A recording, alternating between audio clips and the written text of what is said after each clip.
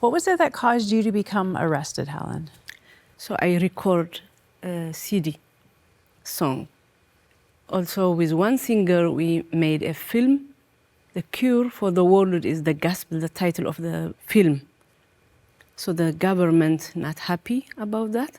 So they come and they punish me before they take me to the 6th division. So I was beaten a lot because most of the police have been drunk. So they took me to 6th division. So I stayed there, finally also to military prison. So yeah, you went through a series of prisons till you got to the worst one, which was just metal shipping containers in a very barren place. What is it like inside a metal shipping container? Yeah, it's very hard to explain because I'm not realized they put us in metal shipping container.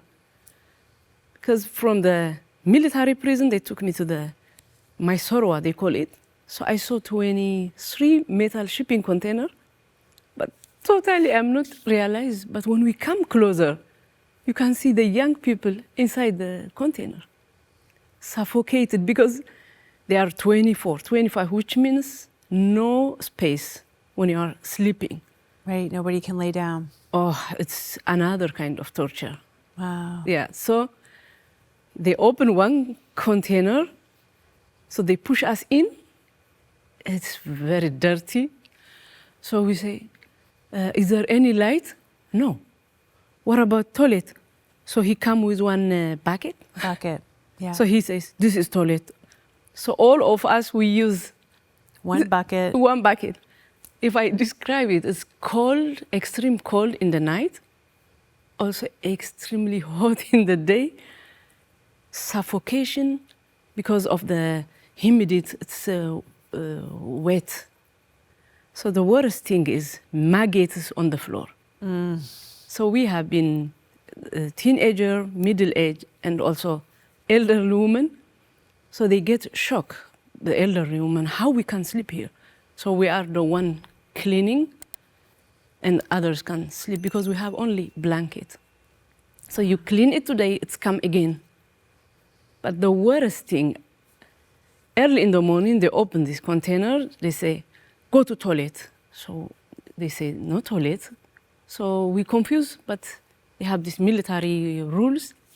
So we go to outside, no toilet, it's open air.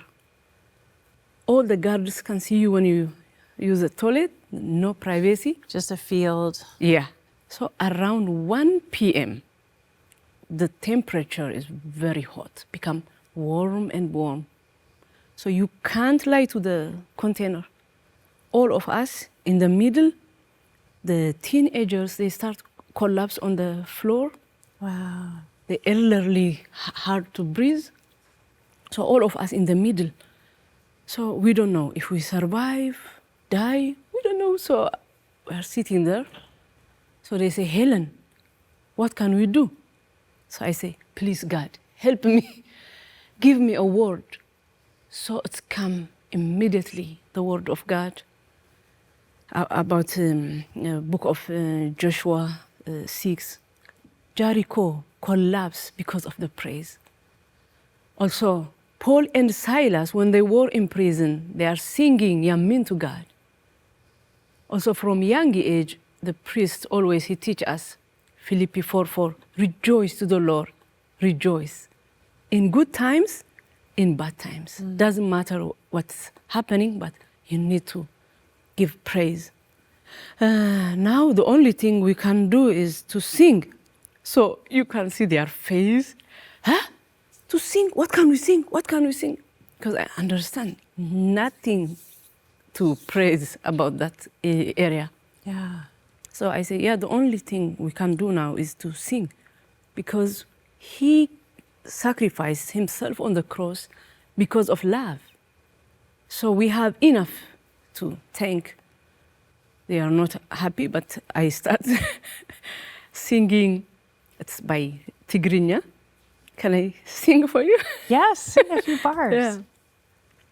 ተመስገን ብኩሉ ተመስገን ብኩሉ ተመስገን ብኩሉ ተመስገን ተመስገን ብኩሉ ተመስገን ብቁማል ተመስገን ብቁንጪል ተመስገን ብቁማል ተመስገን ተመስገን ብቁንጪል. So I repeat this song, thank you for everything, for cold, for hot, for this insects, fleas, for the everything. maggots, Yeah. the So rats. they start follow to sing with me, but the guards, they get angry and they torture us very heavy. So we suffer outside. Finally, they allowed us. Just they say, you need to stop singing. I say, I grow up with this song because I started writing my own songs when I was 14 years old. So I told them, I can't stop singing, but I don't disturb others. Okay, you can sing, but very quiet, not loud. And that's kind of how it went for you. I mean, they tried to get you to stop singing. You were always encouraging other people with scripture, with exhortation. You were preaching the gospel in prison, and they tried so hard. They tortured you so much to get you to stop, but you wouldn't. Why did you not? And even if you'd signed a piece of paper renouncing your faith, they would have let you go, they said. Why did you just keep going? What was driving you? So if somebody not afraid of death, this person can do that. So I found out, so I quote from Romans 1:16. I'm not ashamed of the gospel. It's the power of God. I repeat. So it's come something in me. The fear is gone. So from that moment, I'm always speaking every day inside the container. It's not by my power, just I pray and quiet. It's come from Old Testament to New Testament. I don't know how to come the combination. This is miracle. So every day I have something to say inside. But it's not enough. I start 4 or 5 letters for the fellow prisoners, for the 23 metal shipping container. So that's why first, they torture me about song. After that, I'm caring a lot for others because I take this responsibility for a long time ago. So I continue. But about the sign, you say, people, they think to sign is easy. Even I heard last time one pastor, he says, why don't those pastors, they sign and they go home? Yeah. He record one video. Can you release this to Eritrea? How? There is no internet. It's not possible when somebody is 20 years in prison to say, sign and go. It's not possible. So many people, they don't understand. Also in my time, in the beginning, it's not only white paper they come to sign. They write a lot of stuff in the beginning. If you come back again, it's the hardest. But if you come third one, they will kill you. Wow. So it's in the paper. So, but people, they don't understand just to sign and out. Yeah, it's not easy to deny your faith when you are grow up, when you stand for your faith for many years. So you can't throw it by one moment or because of the torture. Because God also have been suffering himself. But he gave us the power to care and also to pray. And we have the power to rebuke the situation and to be stand like forefathers, because Christianity, it's not to start, how to end. How to end.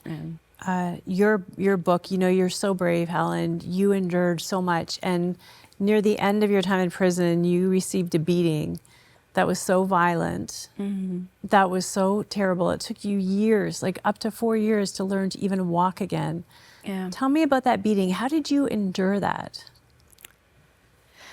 Yeah, it is kind of easy to speak about it, but it's hard to go through it because how they torture me is hard to understand. Because always they took me outside because I'm preaching, they took me outside torture. They found a letter, they took me outside torture. So your body can totally damage. So actually the final torture was very hard. It's electrical police stick.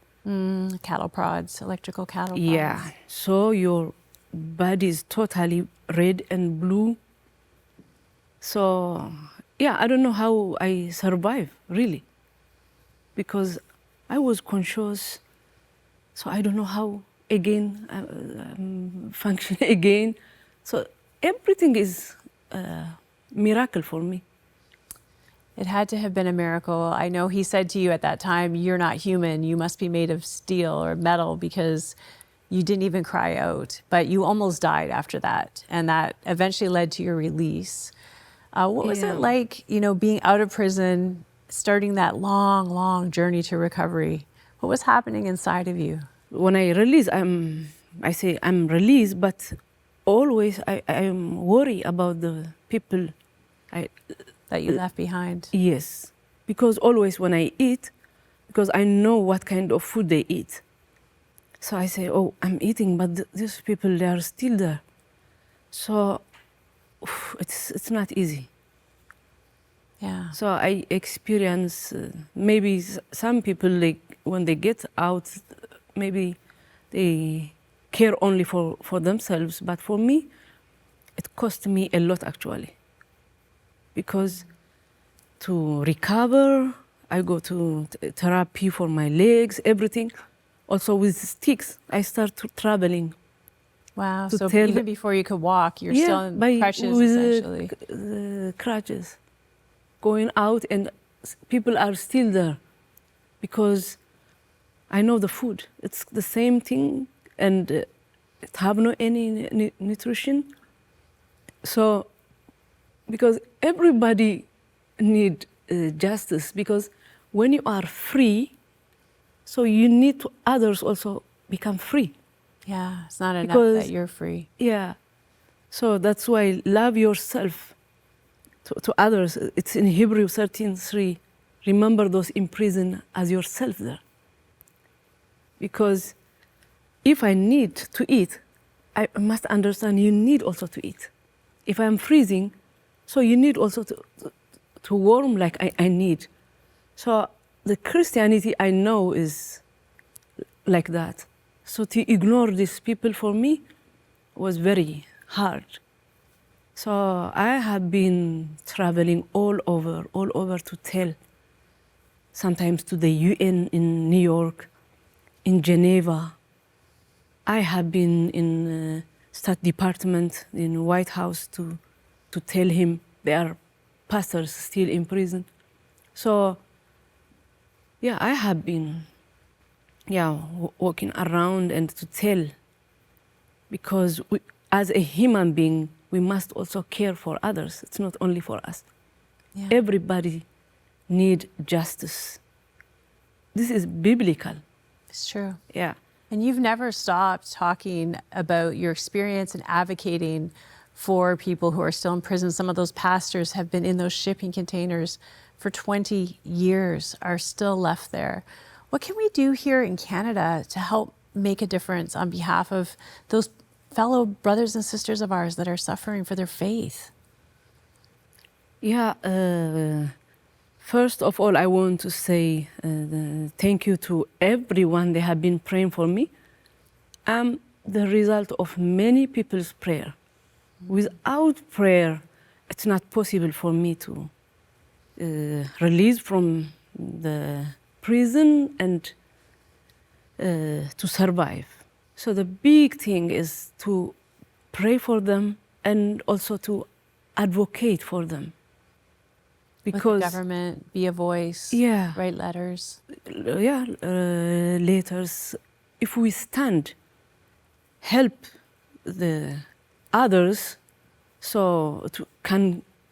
because we don't know. Now is in Tigray, maybe if we are quiet, so it can come to other places. That's right. So They won't stop. yeah. And you know, Helen, I was thinking so many times here in the West when we go through trials, tribulations, maybe a health situation or a loss, sometimes people here, you know, want to give up on their faith in God. Like, wow, why would you allow this to happen to me? And yet you went through something so much worse that we can't even imagine and fathom.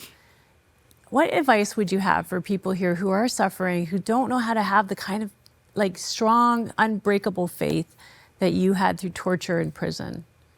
So the only thing, don't be afraid. That was I say to Western, but I love Western how they do. They care each other. They don't kill their brothers. But what we saw is 1 million people die in Tigray. Wow. So they are killing not by others, by their own brothers and sisters. So the only I encourage the Western, just not be afraid. You really believed in prison that God would not allow you to die until he decided. Yes. You told the guards that you cannot kill me until God says I can go. Yeah. And I love this message of no fear. You know, Helen, you are a hero of the church. You know, it is something that you'll be highly honored for in heaven, suffering for your faith, not giving up on it, continuing to worship God with your song and your preaching in prison. And I just want to honor you for that and thank you for that. And I pray that God makes your voice very strong on behalf of others who are still suffering. Thanks for joining us. Thank you.